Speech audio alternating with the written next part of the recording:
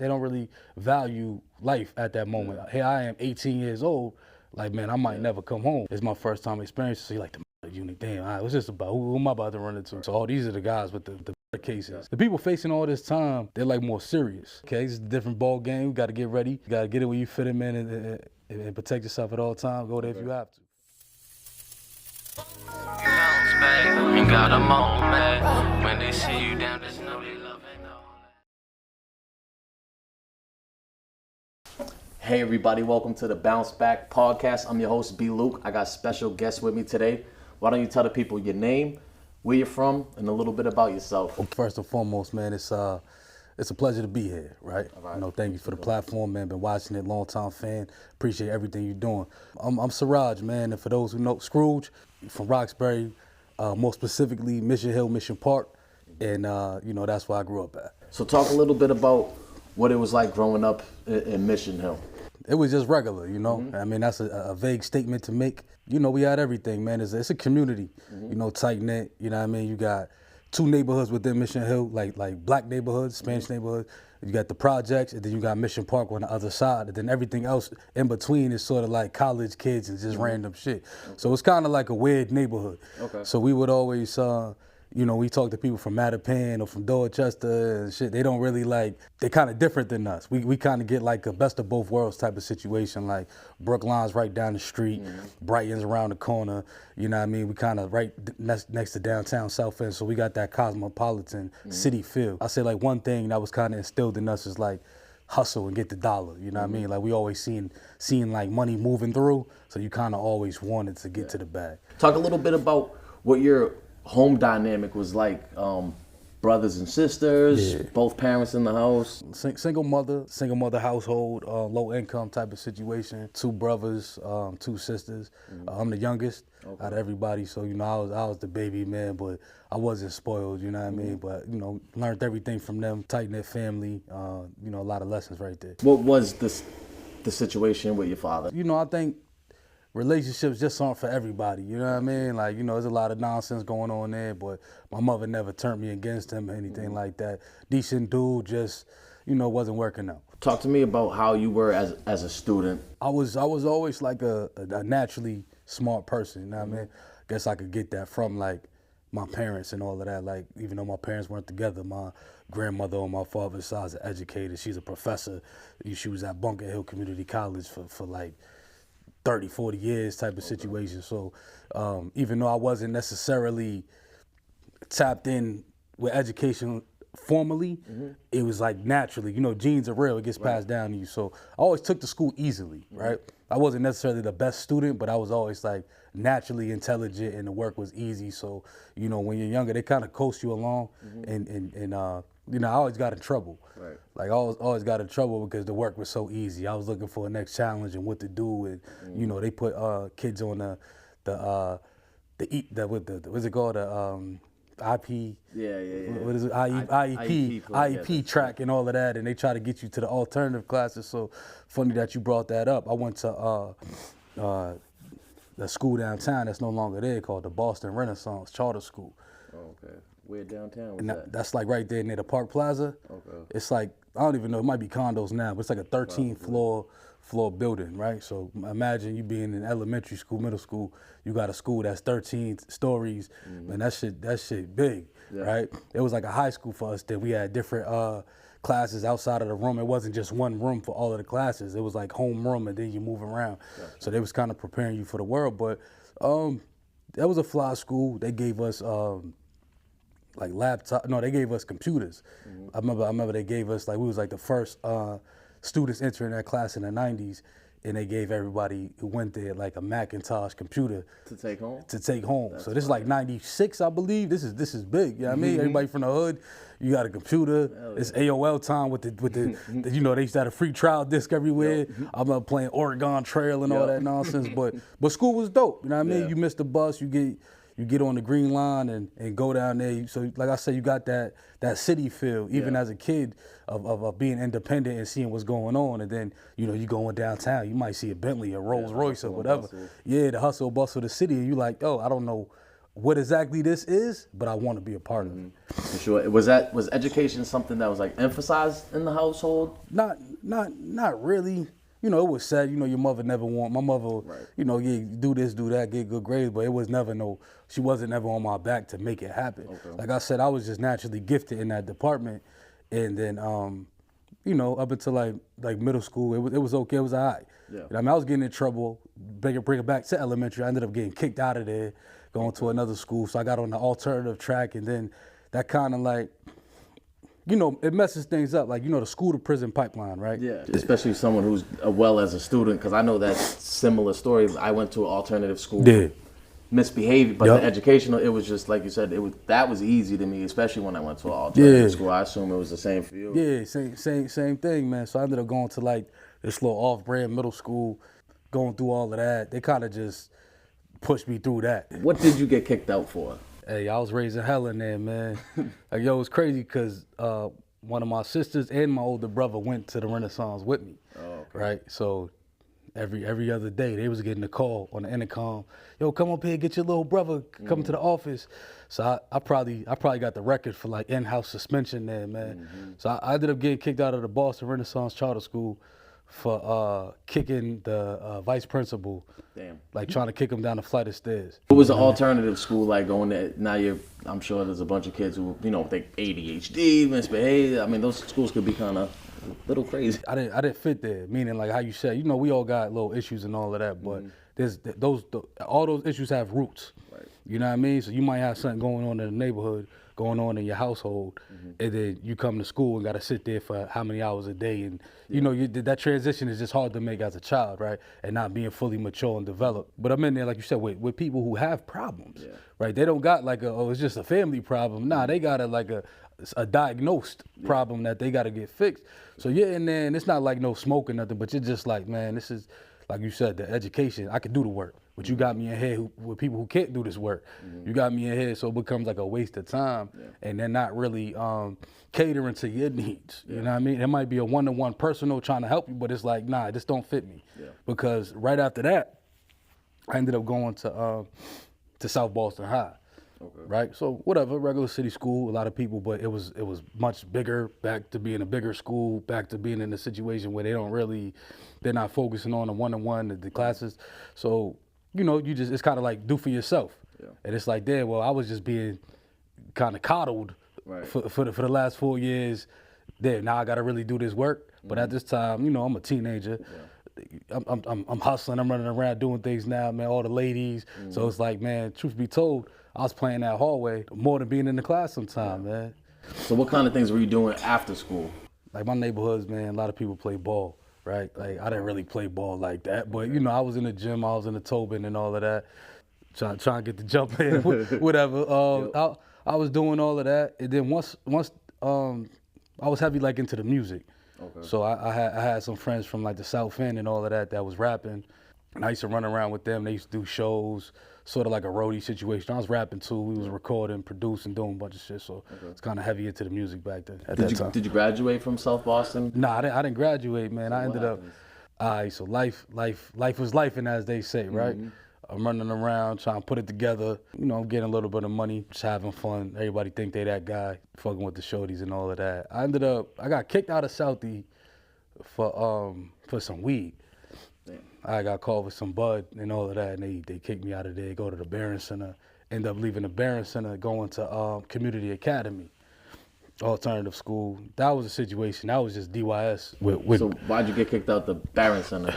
The Barron Center, for everybody who doesn't know, is it's like a transitional school for kids with behavior problems. So if you was like on the DYS tract or, you know, the fighting in school and stuff like that, they'll put you, if you got expelled or suspended too many times from school, they would send you there. And it's like the recorrection, so they can send you to an alternative school. So you'll go there, you might literally be in the class with like a fourth grader. It's weird in there. So it's like classification almost. It's class, exactly. So this is the school to prison pipeline I'm talking about, right? So you go there, then it's like, all right, and then you get placed to whatever school you're going to. I ended up going to Community Academy in Roxbury, Shirley Street. That was DYS, man. That was DYS on the outside with girls in your class, basically. You come in there, the metal detectors, nobody was really doing work like that. Great teachers. I'm not gonna say it wasn't good teachers in there, because at that point in life, it's what are you going to do? Yeah, you get out of it what you put into it. Yeah. So I'm going in there. I'm full time in these streets. I didn't really, it was kind of like I know that I have to get a GED or a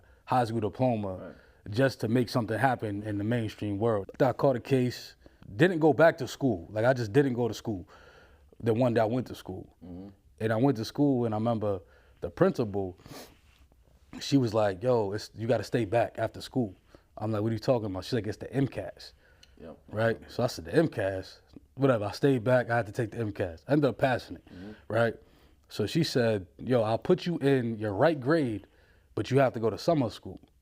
Right? So I'm like, yo, you know what, man? Fuck it. I might do it. I end up in 11th grade. It might make sense.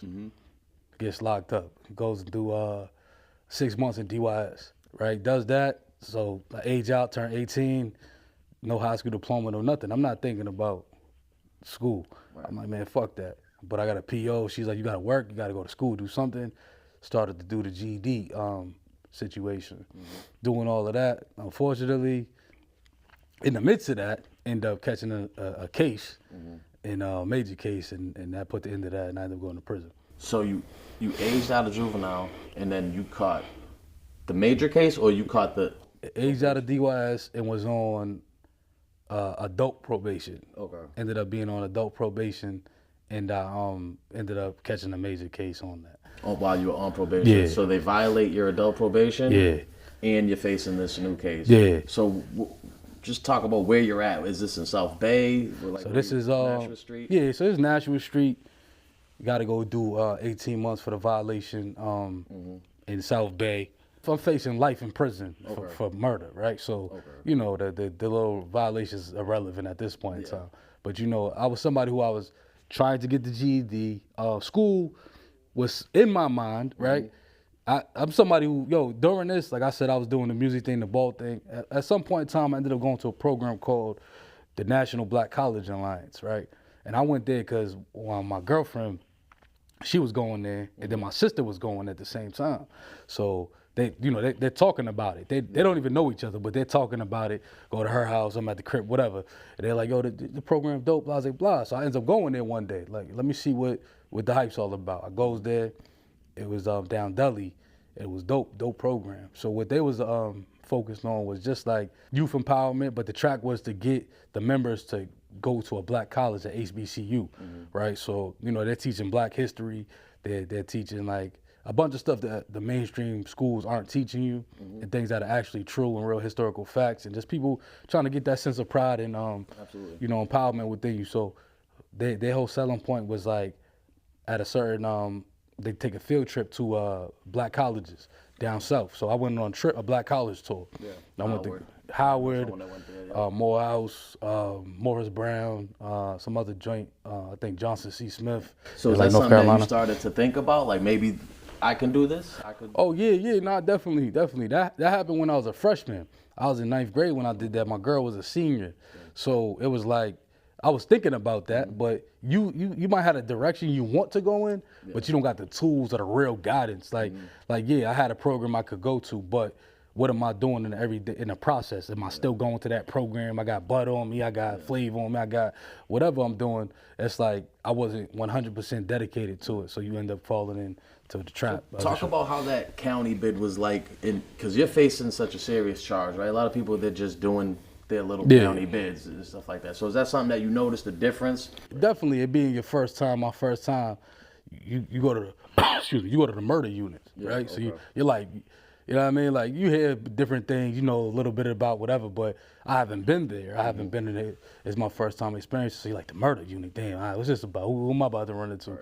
So you get up there, then the whole it's like 6'3".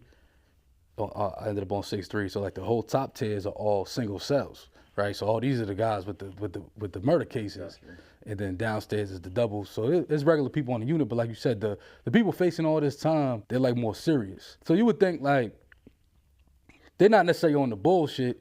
They're like, yo, because they fighting their case. They trying to figure a way out. Whereas the other people coming in there, they got bail, $500 bail, $1,500. They don't care. They in and out. They in the tank. They running around, getting into it. they're not focused because it's like, man, I'm out of here. I might go to the Bay for 18 months, 6 months. They don't really value life at that moment. Here I am, 18 years old. Like, man, I might never come home. Yeah, talk about that, getting arraigned and you hit superior court. You getting arraigned in serious charge. Like, what's going through your mind? Hey, yo, that's like, man, like a bad movie, dog. It's surreal, man, because it's crazy. You know what I mean? Something that takes nothing, a couple seconds, whatever, you know, has you in situations that your whole life could be gone. Yeah. You know what I mean? And everybody around you is affected by it.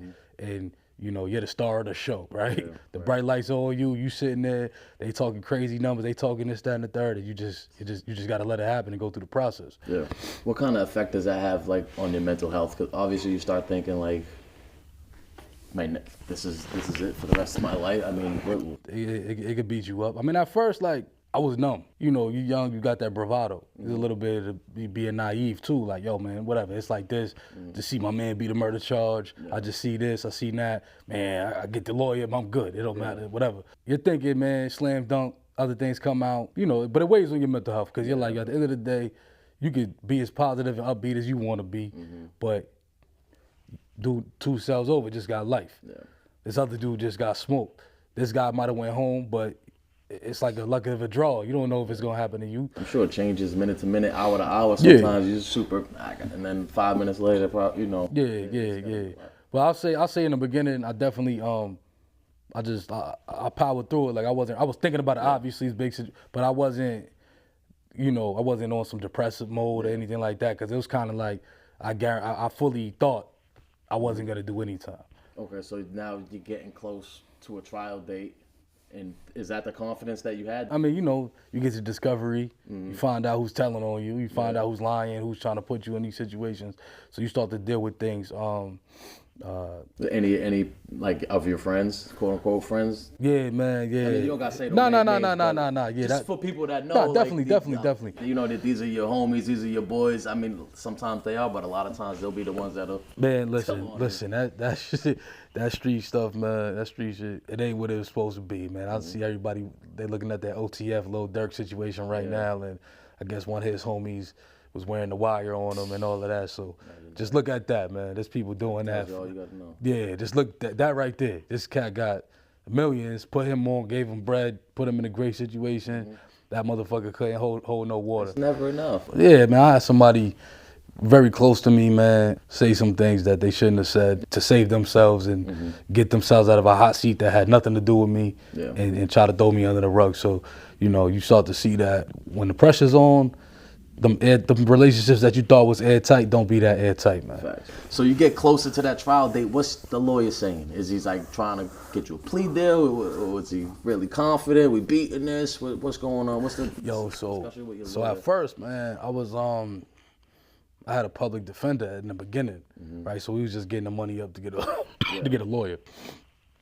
Gets the lawyer. The public defender did a lot of the groundwork.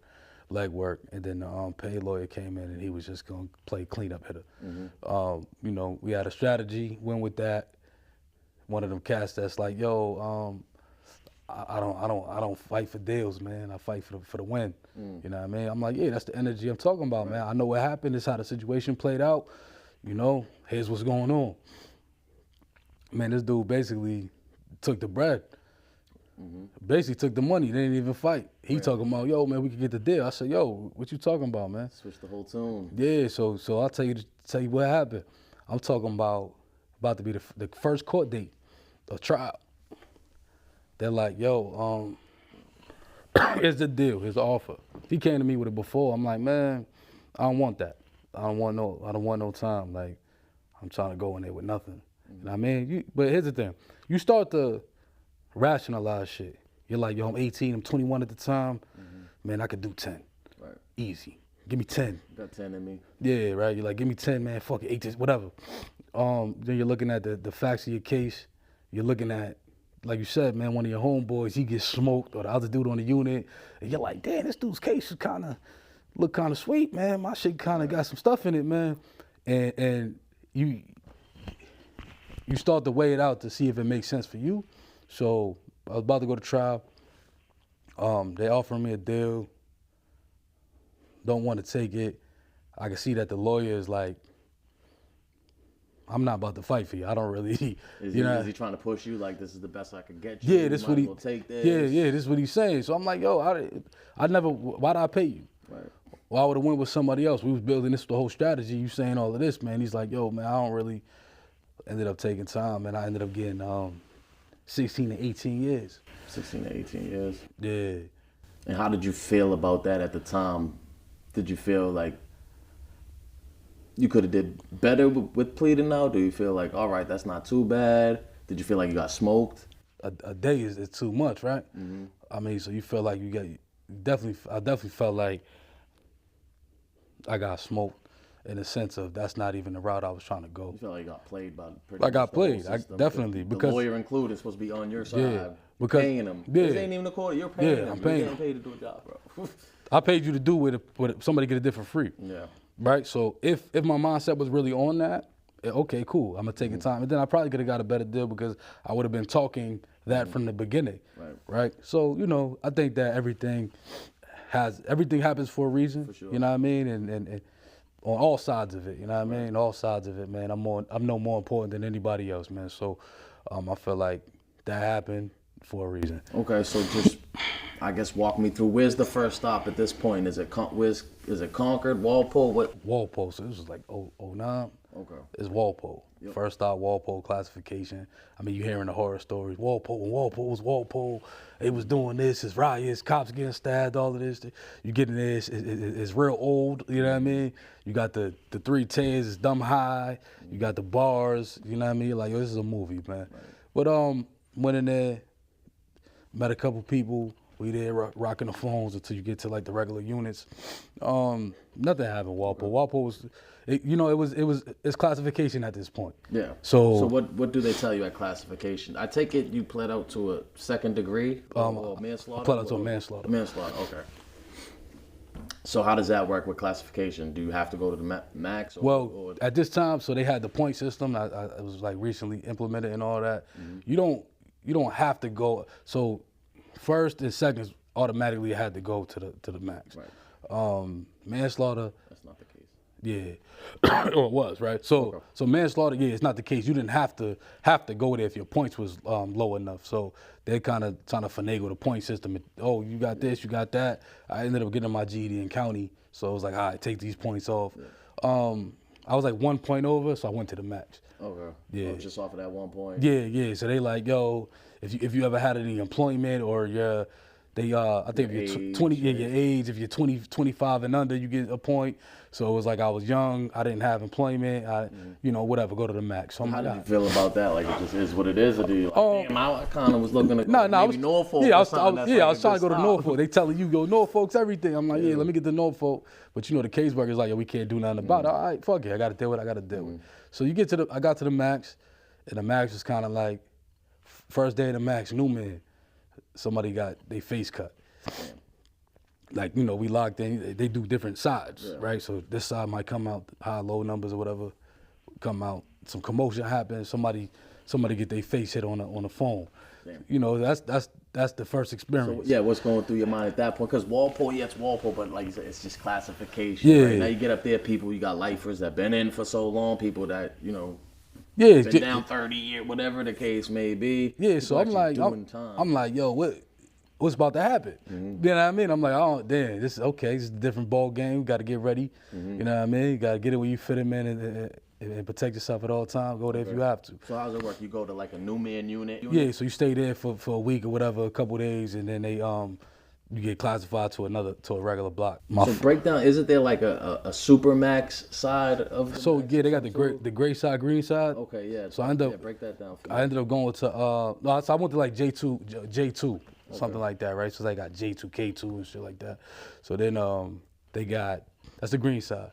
Then you got the the gray side. So it's like, okay, the green side is like people who are getting less in trouble, less points, whatever. And then the gray side is like supposed to be the people more turned up. It's all the same people. Yeah. It's all the same people. Rotating. It's rotating. You're here for this moment. Sure. You get into a fight, now you're on the other side. Mm-hmm. And they might have like keep away situations. Yeah. So on them blocks, they got like, some of the blocks are like feed-in blocks, but those dudes don't go to child.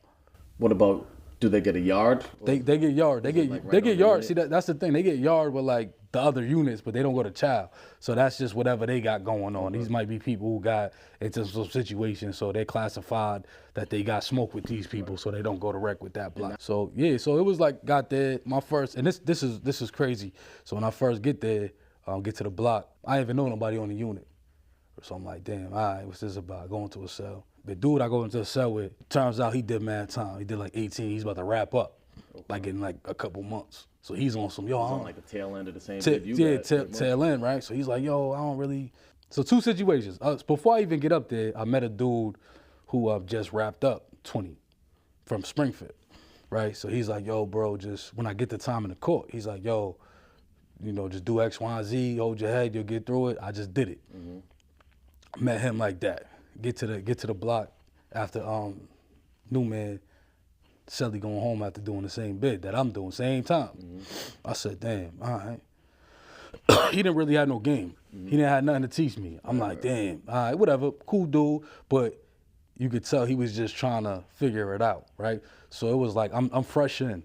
A couple years off the street, I know what's going on. I'm on the phone all day, every day. People's active, running around doing what they do. So I'm just trying to give him some advice. Like, yo, bro, just take your time. You went in 94 or 90, whatever you went in, the world's different. Yeah. Way different. He was talking about Tupac. He was talking about Tupacalypse Now. Wow.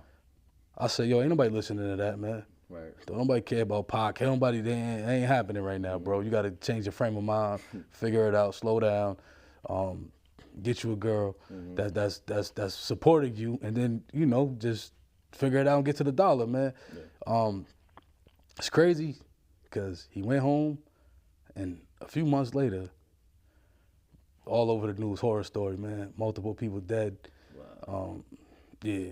So. Was he one of the dead or one No. He was one of the accused. Yeah, accused. Yeah. So he made his way back through the system. Yeah. Wow. So it was like, then the person that I had met, that went home when I took my time, he ends up coming back in on another one. Yeah. So I'm just like, dang, that's that revolving door. Right. You know what I mean?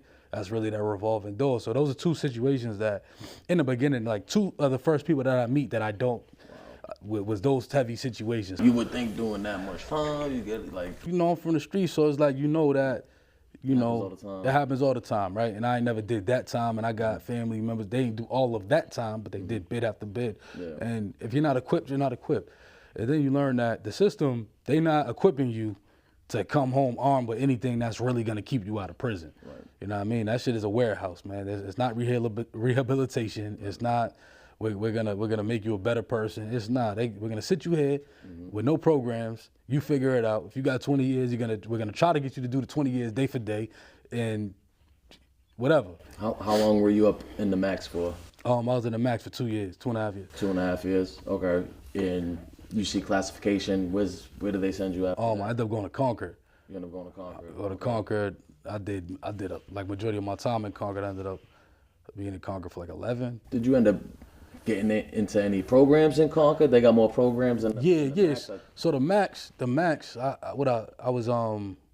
ended up making my way to the lifers unit, and the lifers unit was a situation. I don't know if they still got it up there. It was like sort of like long lifers and long termers, and the block wasn't filled, so mostly everybody had a single.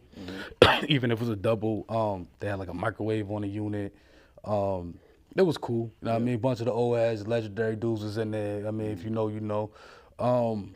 And that was that. I was there. So it was more of like a more laid back environment, because these are the cats that's doing all the time, fighting their case.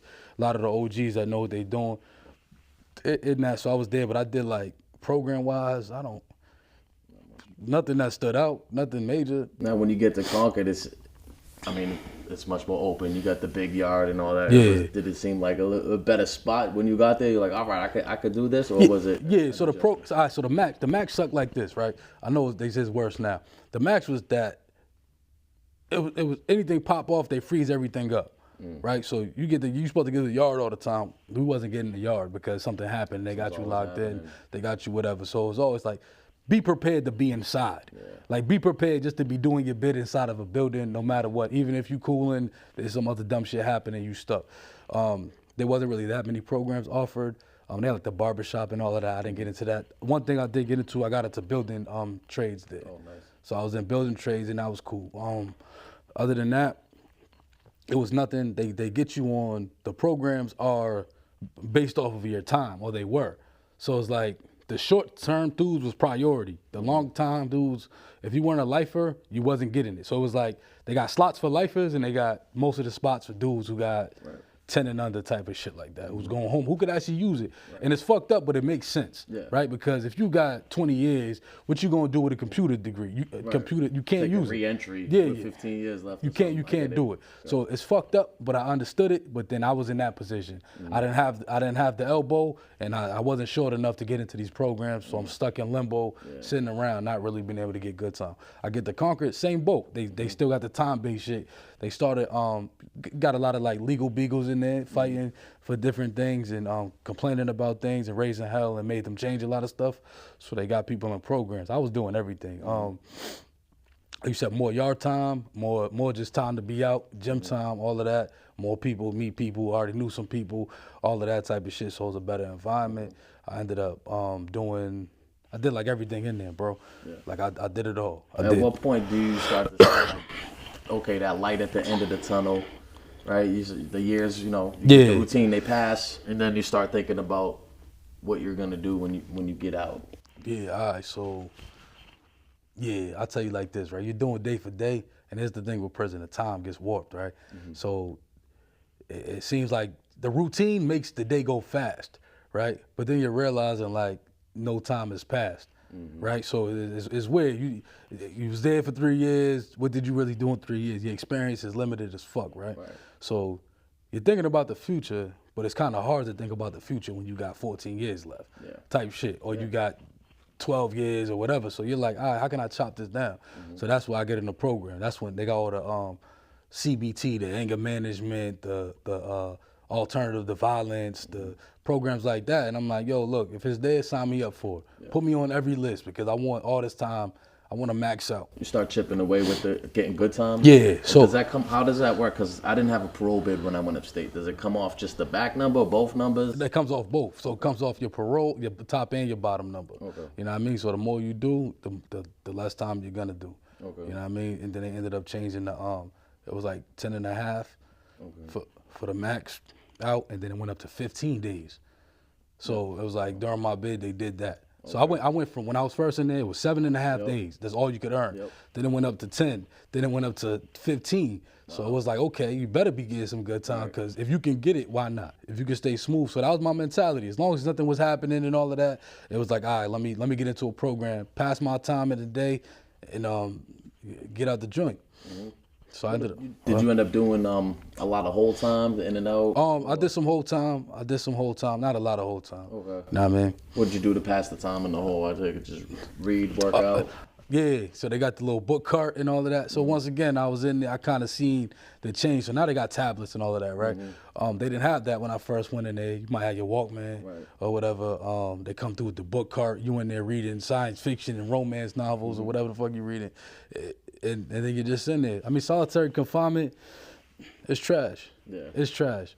I mean, you in there. I didn't do DDU time, thank God, and all that. Got some friends that did, and they're like, yo, that's just hell. You know what I mean? You really in there. So, yeah, you just got to stay focused, got to work out, start to have a routine. Let me read some books. So were you in Concord when they started closing down, like the East and the West? Was that all still open? I mean, you were there for a while. Yeah. So I seen all of that.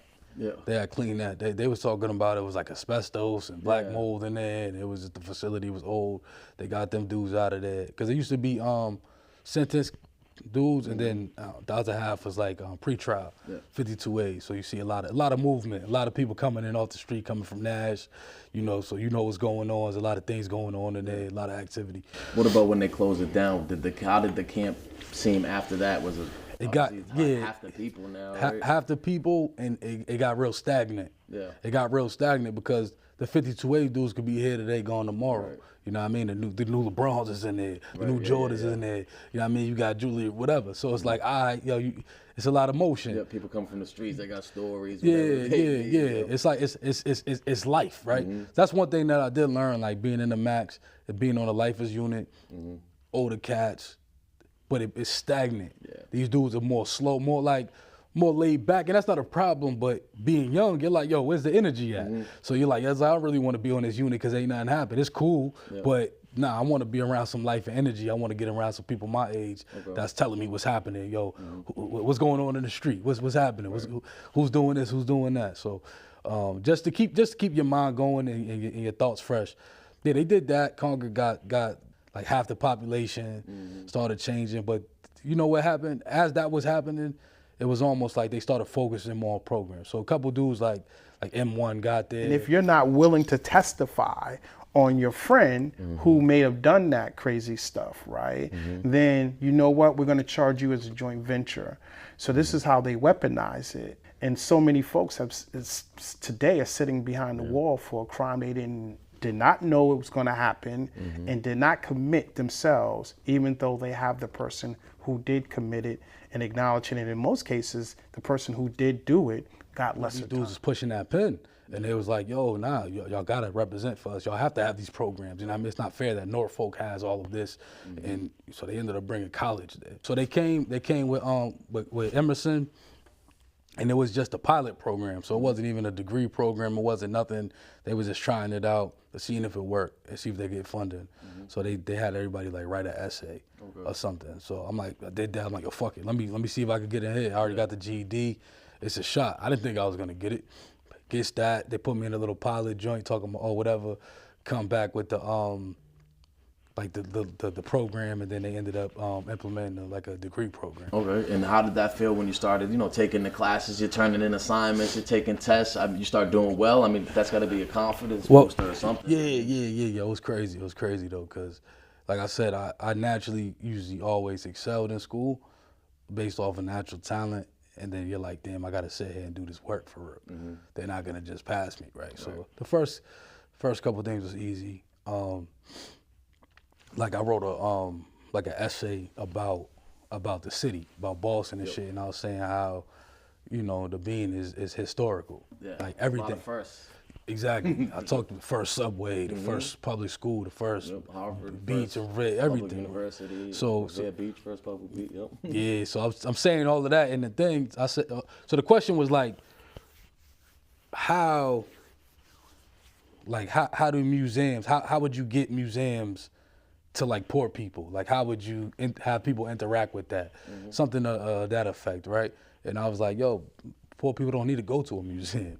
Right. Like we're in a museum. The streets are a living museum. You know what I mean? Right. Like you said, all the first. Then all the stuff that people are doing now, pushing the culture forward. I said, I don't got to go to a building to learn about some history or learn about something important, because we're living something important here. They got me in on that. I remember the first class we took was something called Power and Privilege, right? So that was crazy, right? And I remember the professor asked us, what do we think power is? And I remember one of my classmates was like, yeah, Robert Greene, 48 Laws of Power. And she was like, nah, we talking about policy. We talking about, economics. We talking about positioning and setting the table for things that are controlling the world. Like, you think a book is power? Like, that book is not power. You know what I mean? So that shit opened up my mind and changed like my whole frame of viewing things, and was like, damn, you can be somebody. You know what I mean? Like, so that experience was dope. Did you get excited about like course to course? You start taking the next class and everything like that. Yeah. Get your grades back. Right? Yeah, absolutely, because it becomes like a competition. You like, yo, a couple people in there, you might be in there with your boys, and you're like, nah, nigga, I'm not though. I'm gonna bust this essay down. I'm gonna get that, and then we wasn't comparing grades, but it was definitely a friendly competition, and it pushed everybody to be them best selves, because some of us, man, we wasn't in school since the 8th grade, or we was in DYS and all of that. We don't really have that time to flex that muscle or that side of us. It's always the time you got to be on in prison. Here's the thing about the joint, right? I basically grew up in the joint. Most of my friends was juvenile lifers. They grew up in the joint, right? We all been through hard shit. We all going through stuff. We all serious people. But yo, everybody want to have fun, man. Everybody want to unwind. Everybody just want to be not a kid, but you just want to be a human being. And it ain't about, yo, damn, we got to do that. It's like, yo, that'll happen if it has to happen. Yep. But we like, yo, we want to laugh and kick it and talk about what was on the TV and go to the yard and battle and play ball and have that. And you realize, yo, it creates another sense of like camaraderie. Yeah. And it's on another level because you're seeing that. We know we got worth, but not for nothing, we got professors that are coming from Columbia University, teachers assistants from Harvard, and they talking to kids from Lynn, Roxbury, Dorchester, and they seeing the worth and value in us. So it was a dope thing. Yeah, the way my brother was explaining doing college in there too is like just for the however many hours of that week, it's like we're not convicts, we're not inmates, we're students. What comes of that? How long do you do that until you see parole? Yeah, I was doing that. I think I was in school for like 7 years. It was crazy because it wasn't set up like a regular semester the way it is on the street. Like it's kind of different things happen in prison where they might not let them in and all type. Then COVID hits and then we're doing. So the goal was to just do that, get the degree. I think everybody in my class graduated. A few different situations. Some people went home and different things. But I ended up doing that. Goes down to Concord Farm. I had withdrew a semester during COVID. That shit was crazy. How was it too, letting to have this, tell your family pretty much, like, doing school, I'm getting a degree, like that must have been a proud feeling. Yeah, cause you know what I mean, like people might not tell you, or they might, depending on who you are, who your family is, that they counted you out, right? But it was like I knew I had the potential. They knew I had the potential. I just wasn't. People out here don't even have any degree. So when you say you about to get a degree, they like, oh, associate? So you doing credit? I'm like, nah, I'm about to get a Emerson College bachelor's degree. Like, we're doing the work. We doing the same work. Every teacher, every professor, and every teacher's assistant tells us the same thing, that we're better students than the students on the street, right? We have discussions with them. We challenge them. You know, we're coming with life experiences, being grown men and not being 18-year-olds, and we're engaging with the work. We do the work. Whereas, you know, kids on campus, they 19, they 18, 19, 20, on the weekend. They don't care. So that's the thing. So I ended up going to Concord Farm, finishing some stuff up there. I went to parole. I didn't get parole. Okay. I got gunned down at parole. Basically ended up wrapping up my bid. So talk about that, man. Were you kind of expecting to get gunned down, or did you like, yo, I got this degree, I should be good? I thought I did everything I was supposed to do. I got into a couple fights. I got into a couple different things, some tickets here and there, but I wasn't a terror. I wasn't getting into all the nonsense, right? So I'm like, yo, damn, I think I did better, like a lot more good than I did bad, right? They're like, nah, we ain't hearing that. Damn. You know, they're like, yeah, it doesn't matter. But my parole versus my rap was so short that just took it on the chin. Yeah, that, you know, for different reasons. You know, you got the family and all that. No disrespect to none of them or anything like that. So it was, you know, it's their wishes, and then it's like political as well. They're like, man, this dude's going home. We don't need to give him parole. Like, he's about to go home, whatever. So, you know, like I said, things happen for a reason. And I told myself this. I said, yo, you know what? At the very least, I get to get more credits in the joint where I don't have to go to school for that much longer. So I ends up going home, and I ended up becoming a student on campus, going to Emerson College downtown on campus. So how does that work? Is that something that they figure out before you get out? Yeah. Okay. So, man, I'm trying to think. I was the third person to go home and finish the situation. So one person went, he ended up getting into a situation, he didn't finish his degree. Another dude graduated. And then, no, I was the fourth. So somebody else went and was going to school there and then transferred. So one dude went and he graduated. So I went and then I ended up graduating. So they already set the tone for being able to, you know, go from being a EPI, Emerson Prison Initiative student, to being an Emerson student. Yeah. So I wasn't the first one, you know what I mean? Yeah. So it was like, they did the legwork. I went and then ended up going to school. So what's the difference now? You're out, there's a little bit more like distractions, I feel like, on the street, right? From studying. How do you keep yourself focused on that? You paying bills, number one, right? You're a grown man. You're not a kid no more. Ain't nobody footing the bill. You gotta pay your rent. You gotta pay your card. You know what I mean? Your insurance, you gotta do this. You know, your relationship, whatever. So it's a lot of definitely different. And then There's not too many distractions. Get your work. Yeah, all the shit's happening on the block. You done already did that. Right. Go to your cell, do your work, knock it out. You can go watch the game later on. Coming home, being in, everything's happening. You know what I mean? Everything. You're like, do I really want to do this essay? Do I really want to, like, nah. Well, I'll do it to, procrastinate maybe. Later turns into tomorrow. So I ended up, I took the approach to getting it done, man. I said, I gotta, you know what I mean? Like, this ain't free. You know what I mean? You're paying for it type shit. And this is my life. This is gonna help put me in a better situation. So I'm not there to be playing around. One thing that's weird, is this. What was I, 34? 34 on campus.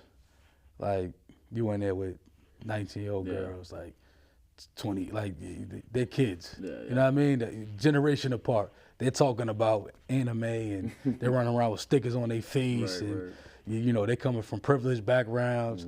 I think my school's like the third in admissions. I mean, like the tuition is like the third highest. So I think it's like Harvard, BC, and then Emerson. Wow. And then they don't do too much financial aid or scholarship. So most of them kids there, and it's like an art school, so liberal arts and entertainment and stuff. So a lot of people are there because they want to be there. They're not there to get an engineering degree.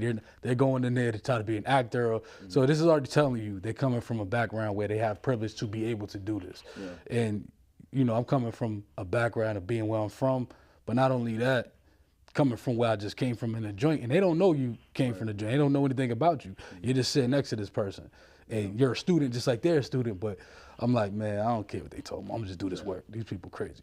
Did you have a tough time adjusting? I mean, I think it's tough in the sense of a word, but it wasn't like, I was the type of person in the joint, I try to stay up on what was happening. And not the negative stuff, but just what's going on, technology, current events, and what's it like out there. So I didn't come out completely lost, but it's one thing to know it in theory and then have to deal with it. You know what I mean? Where you're like driving again, right? Or just having to go do paperwork and you got to go to this appointment and all the things are on an online portal and it's not papers no more. And so a lot of things, it's hard. It's hard. I think that people have to take, not take that with a grain of salt. People have to pay attention to people, right? So people will look at you like you're capable, you're mad smart, you be doing this, you be doing that, but you're like, nah, I need help. Yeah. And they're not really believing you or realizing to the degree that you need it, because it's like, nah, don't hold my hand, but walk me through this, because I've never done this. I remember I was moving. I ended up getting an apartment and all of that, and then the U-Haul thing, and then I was just telling my people, like, I'll give you the money. Just you get the U-Haul for me. And it was like my sister. She's like, yo, you know how to do this? I'm like, nah, I don't know how to do this. Right. I'm like, you're taking this for granted that this is something you've been doing. I've never done this. I came in when I was 18. I lived with my cousin. You know what I mean? I didn't have anything official or anything, like everything in my name and all of that. So it's a welcoming challenge. It was tough, but it was something you got to go through to grow up. So when you got out, you got right to school? I got out in the summertime. I went right to a job. I had a job first week out. Okay. I was like in a halfway house type of situation, was working, and then I ended up going to Bunker Hill. I did a semester at Bunker Hill, and that prepared me for Emerson. Yeah. I think that if I would have jumped right into Emerson, it would have been kind of crazy. But going to Bunker Hill, being with like adults in your class, and it being more of a different type of, a more welcoming environment with multicultural, different people from the hood and all of that, was a better experience than just going to like Emerson off the rip. How important is it to have the structure of somewhere to be, even a job or a school, just somewhere to be, so you're not just aimlessly wandering the streets? Nah, you need magnify back to your old way. You need that, man. I'll tell you this, because your mind's racing a million miles a minute. I ain't sleep for 2 weeks. 2 weeks straight. There ain't no exaggeration. Jeez. What about leading up to getting out? How were you sleeping? I'll tell you this, man. I never had anxiety before, but knowing I had a couple months left and all this shit, and it wasn't anxiety like what's going to happen in the streets. It was like just the transition of, this is what I've known. Yeah. I've known for the last 16 years. Yeah. I don't know what the world is out there right now. Like, you think you know, but you don't know, right? So what is my situation going to be? Where am I going to be living? How's this going to be set up for me? So you're dealing with that. But I was having like anxiety, bro. Like, they're closing that door. I'm like, open this door, man. I need to get, I don't even want to go. I just want to be up all night walking around. And yo, the illusion, Concord Farm is a motherfucker, right? Because Concord Farm is like, yeah, it's a minimum, right? You're in a minimum. You can literally walk away. You can walk away if you want to, right? So this shit like that, that's like, if visitors come up, you see them driving up, you're walking around, there's no, but then it's like, I try to get to the pre-release. They didn't let me go to the pre-release. When you work, you can work certain jobs and shit, and then you get to live in like the pre-release building, right, on one side of it, where they got workers at. So I was over there. I got, man, motherfuckers lugged me out of there for some dumb shit. They got this sucker cop up there, man. He's a fucking sucker. He got me out of there, man. Yeah, he said some dumb shit. So it's like over there, they can literally walk out because they got the dog program over there, and the door doesn't lock because the people have to bring the dogs out. They have more of a freedom environment. Concord Farm itself seems free, but then when you live in the other side, you got to lock in a cell. Oh, okay. Right? And then it's like an old school long hallway, and it's the door. It's real claustrophobic over there, right? In the summertime, the cell's like 110 degrees. They had to open the door. It was crazy. But you're in there while you were just walking around outside, breathing air and seeing cars pull up. The highway's right there. And then you got to lock in that night. And you're like, dog, I just want to walk around. So that was wild. That was a wild situation, but, you know, the time came. Made it through it, man. So doing 16 years, right, and, you know, the juvenile, all the time combined, what would you say is, like, the worst part about having to do that, having to do time? Hey, yo, the worst part about having to do time is, yo, you sever connections, man. And you're not living your true value and worth. You're not, man. You're not producing what you could produce. You have to rely on other people. You got to make a phone call to get something done, right? You have to depend on that person to do what you would do for yourself, and they don't have the same drive or ambitions, or they might not, or life happens, right? So it's your limited money, right? You're stuck. So what you would want to do, you can't do, right? And then if you got people that are actually doing all of this other stuff and making moves in life, you're not really a part of it. It's like a torture in itself. Like, you finally get to the point where you want to do something, you maybe want to change your life, and it's like, damn, I really can't limited to what I'm gonna do. What are some things that you learned about yourself that maybe you didn't know going in? You went in at a young age, so. Realize I gotta be like my biggest supporter. I realize how strong I am, though. Like, you being in there, and there's times everything wasn't all the way great. You know what I mean? You might not have no bread. You gotta go work, or you gotta get a hustle to do something, or whatever. You realize, like, yo, you don't need anybody, right? Because it puts you at your lowest, right? It puts you at your lowest, because even if you got everything in there, you ain't got shit. You have nothing, right? So to come home, that's part of the reason why being out here is easy. It's hard, it's life, it's challenges, but I had it all taken away from me. Every day out here is a win. It's all house money. You know what I mean? If I'm breathing, I got a chance to make something right. I got a chance to affect change. I got a chance to do something. So it's gravy. The sun's shining, we good. It's raining, it's still good. Let's go out for a walk. Let's make it happen. Because in there, like I said, it's things you can't do. They want to lock the door and say, yo, it's COVID. Y'all are going to be locked in for 4.5 months. Or they do a shakedown, find some shit in the window that wasn't you or your cellies, but it's been in there forever. Y'all got to go indefinitely sit in the hole for a while for no fucking reason. You're like, I got to do that type of shit. Out here, yo, you can get up in the middle of the night, open the refrigerator. You can get up, walk outside. I don't care if you broke. You can go walk down the beach in the summertime at night, go walk around the pond, go do whatever you want to do. So it taught me how to make something out of nothing and depend on myself. Yeah, I mean, life is going to be hard either way, so you choose your hard, right? You choose the hardness of being out here and maybe failing something, you know, you don't get the job you want, you know, you fail a class, whatever, or you choose the hard of prison, you know what I mean? It's going to be hard either way, bro, so it's like choose your hard, bro, for sure. So what is like the main message that you wanted to get across today by telling your story? Okay, yeah, man, yo, I'm a knucklehead, man, just like everybody else, man. Been through the bullshit, you know, came out on top sometimes, lost some, whatever. Yo, you can make your life what you want it to be, and you can change your life, right? So I'm on a journey of that transformation, right? This is Emerson right here, right? Absolutely. And I joined this because I wanted to change, right? Because like I said, the first 2 people I met that I didn't already know was doing all the time that I was about to do, and one was going home. Both of them were going home, and the story ended up tragic for both of them, right? So in my head, I'm like, damn. I always thought about it, even rapping. I'm like, damn, I don't want to be that cat. Like, that's wild. Yeah. And school was something that's like, all right, let me go get something under my belt that's legitimate. So if somebody want to do a trade, somebody want to start a business, somebody want to get into school, like, yo, do that, man, because just because you made a mistake or, you know, you had a hard life and you was doing things one way, doesn't mean that's the only way you got to do things. Like, make your mother proud, make your pops proud, make your family proud, your BM even, but make yourself proud. Put some work in, create something, leave something for somebody. So my whole thing was that, like, I'm a big proponent of education and prison, education anyway. That school to prison pipelines is real. I'm a product of it, and all of my friends are product of it, right? They put you on that alternative track. It's like once they do that, they got statistics on it. I don't know the specifics of them right now.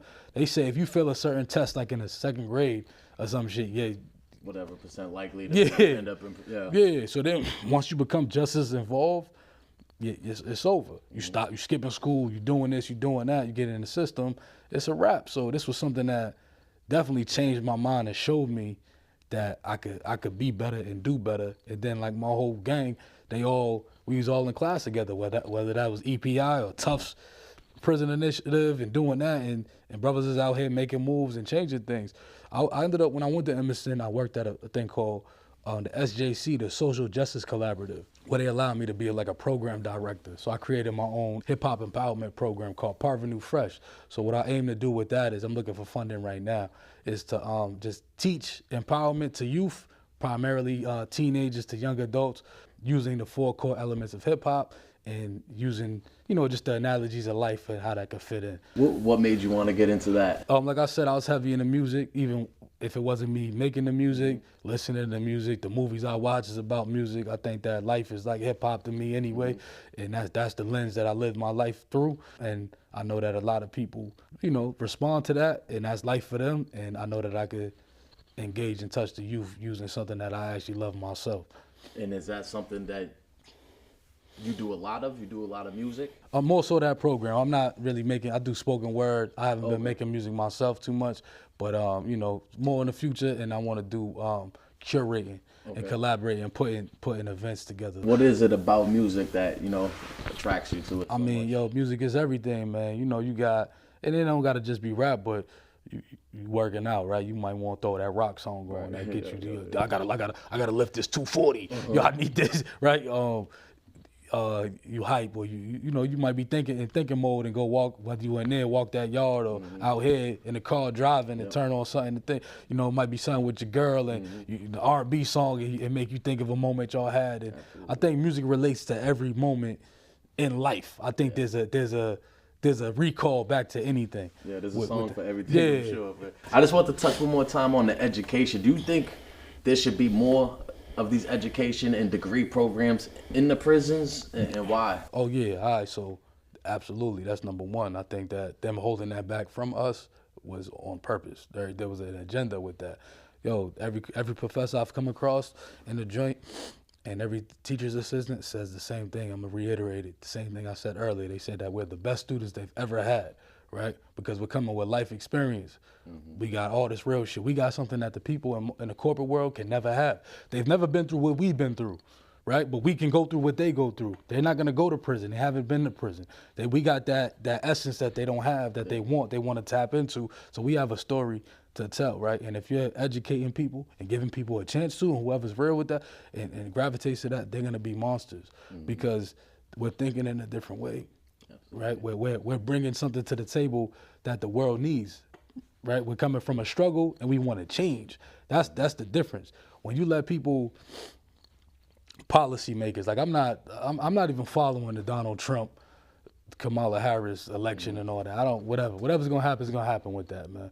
But when you start to learn something about how government works or just how the world actually works, it changes your perspective and you start to realize you do have power, right? We doing a podcast, right? We we here, right? You had to think about this, you knew about it. I mean, you from around here, so you know what I mean? You knew what was going on here, but you have to create a vehicle and get it out to the world to spread a message, right? And education allows people to have that vehicle because it shows them like, oh, I can affect change. I could be a part of something. Like I can use my voice. I could vote for the mayor. I could vote for city council. I can get the streets fixed. I could get a new job opportunity. We can get them to build another building so more people can do podcasts. Right. Yep. We can get a grant written and get some money, right? And if we don't have education, then who's gonna know how to do that? Right. So I think that education in prison especially is needed. Free the bros, get everybody out there, free the sisters in the joint too, and let these people go out there and be the positive beast that they need to be. And you said you'd watched the show before, so like, why do you think it's important for you to want to come up here, tell your story, and then seeing the other people tell their stories? Why is that important, and why did you want to come up and tell your story? It's needed, man. They being in prison, you're a zombie, man. It's a weird situation. You're not dead, you're alive, but a lot of people write you off, man. Like buried alive. Yeah, you're buried alive. Big cat. Yo, they write you off, man. They're like, yo, you did X, Y, and Z. You're a criminal. You ain't about nothing, man. You know, you got that scarlet letter on you, that big F, that felony, man. And you know, some of the best people I've ever met, some of the greatest minds, some of the most talented people I've ever met are from in there, right? And they're out here doing great work, and some of them aren't necessarily doing the work yet, but they're on the path, right? Yeah. So something what you're doing is support, and it reinforces what somebody can do. You got different people from all different backgrounds that came on this show and talk, but everybody's trying to do something. And the common thread of it is change. Yeah. I haven't seen nobody come up here and talk about no bullshit. Right. Nobody came up here and said, yo, I'm just, I'm on this type of time. Nah, I've been through that. That's what I was doing. Here's what I'm doing now. Here's what I'm trying to do. Whether they was fresh out or they was out for a minute, but they came here, and that's what it is. There's a lot of voices in there that need to be heard out here. Why don't we talk a little bit about the future, right? What are some things you're looking forward to? Some goals you might have moving forward? Yeah, so I want my initiative. I'm on my Parvenu Fresh initiative to be up and running and affecting and touching the youth. I want to travel. I ain't traveled yet. I got a passport. Haven't used it yet. I'm trying to stamp that up. You just step ahead of me. I don't even got a passport. Yeah, you gonna get that. You gonna get that. Yep, absolutely. We're gonna manifest it. Yeah, man. Family, travel, business, and all of that, man. Like, I'm also heavy on the restorative justice. Like, I did all of that. I'm certified restorative justice instructor. And that's needed. That's very valuable, and that's something. Talk about what that is you do as a restorative justice instructor. What is it? All right, so we we run the circles. I mean, I know you're familiar with it, but for those who may not be familiar with what restorative justice is, an alternative way to deal with like the consequences of crime, right, in community. So we're dealing with a system of a punitive system where everybody gets punished for committing a crime. So restorative justice involves like sentence diversion programs. So somebody get caught committing a crime, if it's a minor crime, don't give them probation or lock them up, make them do maybe community service or be a part of something, but not just in the traditional sense of go soup kitchen, whatever they were doing before. Like, nah, put them in the community, put them in some groups, do some self-healing. So restorative justice, I got down with that. Like, we went in as being like participants, right? Well, we had to tell our stories and deal with that. So the dope part about it is they deal with the legacy mothers. So the legacy mothers are the women that are violence affected. They had sons that were killed, or or women that their nephew or brother, whatever. Primarily women that were coming in the groups, and that was the most impactful thing that I experienced in there, because you're dealing with women who, the situation might mirror your situation, you feel me? And you're not talking to a victim's mother that, your victim's mother or whatever, but you're talking to somebody who it's the same exact circumstances. And when somebody dies or somebody goes to jail for whatever, even if it's not violence, people are hurt by that. Your family's affected, the other people's affected, the community's affected. So they was, the message is basically like, the community is affected by the actions of everybody, so let's figure out why or how somebody's hurting and why they're acting out the way they're acting, and bring them back in and call them back to be a part of this community so that people don't have to act out. I say this and I believe this. A lot of people do a lot of things because they're depressed, they're calling out for attention, and they just don't know how to deal with those problems, or they don't have a safe space to communicate that, right? So if everybody was content, or you felt good and you felt embraced, you probably wouldn't have acted out. Maybe I wouldn't have been wilding out and trying to kick the vice principal down the stairs. You know, if I had somebody to talk to, or if I had the ability to express my problems. You feel what I'm saying? So it's not for everybody at the time or whatever they're at in life, but I believe it's for everybody because, most people are gonna eventually have some children, right? They wanna, it'll be great for them to be great fathers, or just at least, at the very least, be in the life of their children. And if they're able to be with the woman that they have kids with, beautiful. If they're able to raise that family, beautiful. So it's not just, a criminal aspect. Restorative justice is a community project, and it's about bringing people together. And the way you kind of said that, it kind of reminds me of like, the punitive system is like when you get a medication that just treats the symptoms, right? Instead of going to let's find the cure, right? Let's try to get to the root of the problem. And I think that's a great idea, man.